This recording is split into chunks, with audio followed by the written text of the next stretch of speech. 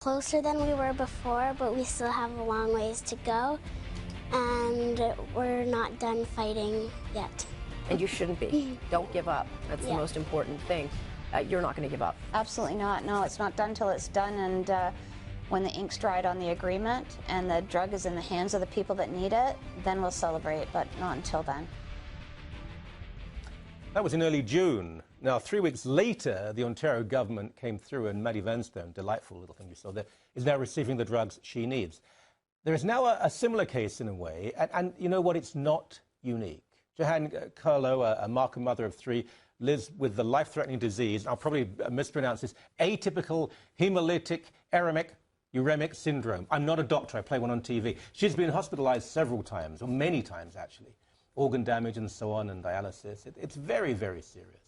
Now, last month, the Ontario government provided her with Soliris, which is vital if she's to even stand a chance. But the government is only committed to 6 months' payment for the drug, and she needs way more of that if she really is to survive. Her sons, Chris and Jeff, join me now. Forgive me for the mispronunciation, but I mean, the reality, you live with this, I suppose, all of the time. How is your mum right now? She's hanging in there. Things have improved since she was granted the access to the treatment, but she's still in pretty critical condition at this point. If she has the drug long term, forgive me for being so clinical, but her chances of survival are high? Extremely good. Right. Yeah, the efficacy of the medications is very high, and the chances for survival and improvement improve dramatically with the drug. And without the drug? The outcome isn't very good. Right. There is no alternative, is there? No, the alternative she has right now are the treatment she's receiving, which is dialysis and plasmapheresis, which, you know, are kind of a band-aid solution. They do help maintain the sickness, but they don't help kind of revert some of the syndromes and some of the pain that she goes through. So the Soliris so far has been able to take her off the pheresis, but now she still continues with dialysis. Hopefully, you know, with one day, you know, with the amount of damage done to the kidneys, we'll see, you know, how much dialysis they can wean her off bit by bit. But the end goal is essentially to just get her off dialysis completely and get back to that normalcy. Now, the medication, how expensive are we talking about here? It's quite expensive. It's referred to as one of the most expensive drugs in the world. It goes for, don't quote me on this, but approximately around $20,000 a treatment, which annually comes out to about $500,000 annually. Good Lord. And she will need this long term? It is something she'd need for the rest of her life, but the good part of the government kind of getting on board with the issue is that they could have a negotiation with Alexion, the manufacturer of the medication, to come to a much more reasonable price for all Ontarians and hopefully all Canadians at some point. Yeah, and medication always gets cheaper. I mean, I can't think of an example where it's got more expensive. The more it's used, the more pressure on drug companies and so on. The government, by the way, I don't think this is really a party issue, and I don't want to play the liberal bashing game here because I don't think it's about that. I think most governments, I've seen this internationally, they try to save money. I don't think it's cruelty, I don't think it's malice, I think it's trying to save money, but sometimes there are times to spend the money.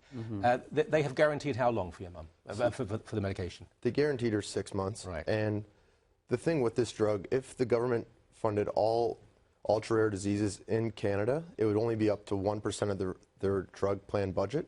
So it isn't a huge hit to the government. There is only 60 to 90 people in the whole country that have this disease. So it's not a widespread thing. It would be very limited for them. And as you say, if all of them receive this, then the price would come down. Of course, there are other diseases and illnesses which are, again, very expensive. The medication is very new.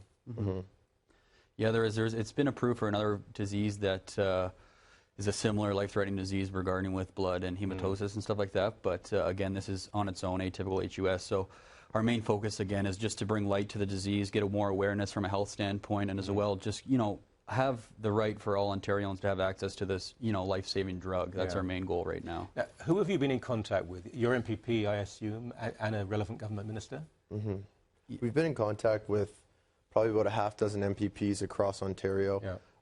Minister Chan in Markham, my mother's MPP, was instrumental in helping us get to this point with helping her get the access. And we've sent numerous letters to Eric Hoskins, the Minister of Health. And has he got back to you? Well, he was instrumental for sure in making this happen. So I haven't spoken to him directly, but I would assume that this definitely crossed his desk and he was part of the process. So we'd like to thank all those involved and all our family and friends that took the time to send letters and sign petitions to help us get access. He's a doctor, and again, a compassionate man. They have promised you 6 months, but beyond that, there's no commitment at all. There's no commitment. They said upon the 6-month completion, they'll review her progress and make a decision from there. But there's definitely been no assurance that it will continue on an ongoing basis. I mean, to be really cold about it, there's no point at all if it's just 6 months. I mean, it's prolonging a life, but we're talking about and it might, you said forever, it may well be in a couple of years, another breakthrough will have taken place. It's actually fairly likely and something more can be done. But at this stage, the commitment has to be long-term. The government has huge amounts of money. It wastes huge amounts of money. Whether it's a Liberal or Conservative or an NDP government, they waste money. They can't afford this. Someone's life is on the line here. Yeah, we agree. I know it is, like I said, it is a substantial cost to them, but like my brother mentioned, there is, on record, 60 to 90 Canadians alone who would have this drug. And our main goal is, primarily to get it for our mom, but it's a long-term goal for us as well, is to get access to this for not only our mother, but to all Ontarians, to all Canadians, hopefully, end of the day, who need this drug to survive, and not only to survive, but to increase their quality of life and to get back to some normalcy in their life and just alleviate some of the pain and pressure that she's under right now. How old is your mum? She's 57 years old. 57. So still, I say this as someone who'll be, I think, 57 next year. I'm so old, I forget. Relatively young. There's still a lot of life. There's one other sibling. Yep. There are 3 of you. Yep.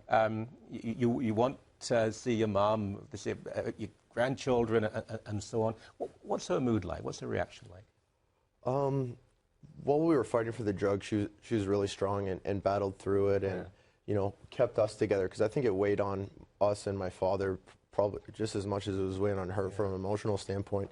But then since she's received the medication, she's still been strong, but there's still side effects happening. She's had a few bouts with pancreatitis and had to have actually had a feeding tube put in to try to help the pancreatitis. And she was given the drug on the compassionate review program, and that's only given to people who are in the need of death or potential limb or organ failure. And so they kind of let it go.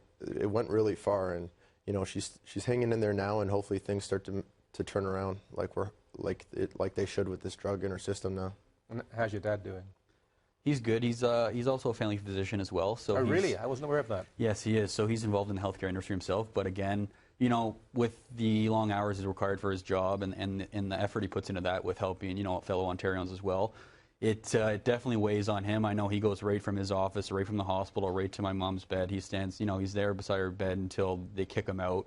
And then he goes home, gets up, goes to work, comes to the hospital, and does it all again. So, we try to alleviate as much pressure as we can by going to see her during the day and trying to help him out on the weekends and stuff. But again, it is, it's someone he spent the majority of his life. He's raised 3 children with her, so it's tough to see him struggle with the stress and stuff that's along with him. It must be frustrating too, because I know enough doctors. They see waste. They see where money is spent when it really shouldn't be, so we're not going to let this go, by the way, here. Not for any sort of sensationalism, but there are cases worth fighting for. So we'll have someone from the family back tomorrow, and because I don't want this to become polarizing either. I don't believe this is a government who say, we don't care. I think it's a government that does care, but they're trying to work this out properly. So now there's a site, a website, isn't there, that we're going to put that up on the screen, that people can go to if they want to help in any way. Yep. Yeah, they can click on the advocacy link and... There we go, right here. And send a letter or a note right to Minister Hoskins himself. So and just be aware of the situation. Yeah, exactly. And there's more information there for sure.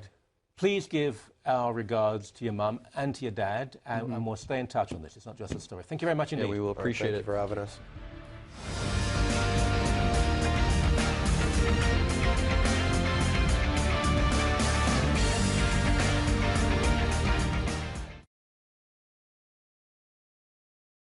This is a Cameron family, and they share a love of the Vancouver Canucks.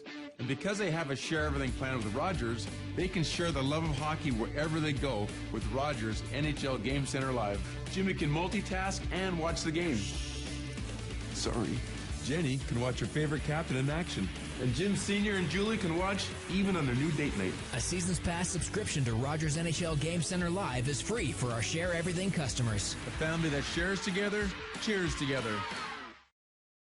Harassment in the workplace, in any place, is unacceptable. There has to be a zero-tolerance approach taken everywhere, by everyone, when it comes to harassment. Well, that sorts out the entire problem then. Look, there are now so many accusations and allegations of harassment and even rape. The culture around these crimes is being transformed. But is this improving the situation or merely throwing sensation into reality? And dare we ask questions about the validity of all this? Sun News contributors Marissa Simcue and Michael Diamond have differing views on the subject. Welcome to you both. Hi, Michael. There's a gender dynamic here, obviously, which means I'll begin with you. Sure. It's very difficult for anyone to question the claims, because if we do, we're sexist, misogynistic, we don't understand, we don't empathize, but we have to surely at least wonder.